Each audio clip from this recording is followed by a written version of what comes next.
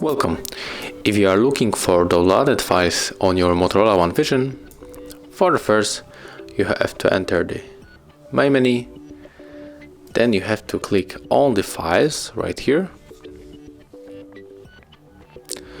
tap on the recent on the left upper corner, and right now click on the downloads right here, and in this place you will find the files that you download from the internet.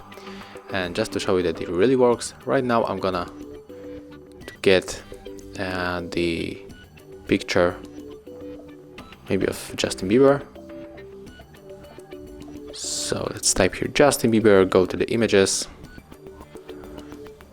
click on the image that you want to download, click on the download image, tap on the download again, and right now when we go back to our files, we'll find here the picture of Justin Bieber. Thank you guys for watching, leave thumbs ups, comments and subscribe to our channel.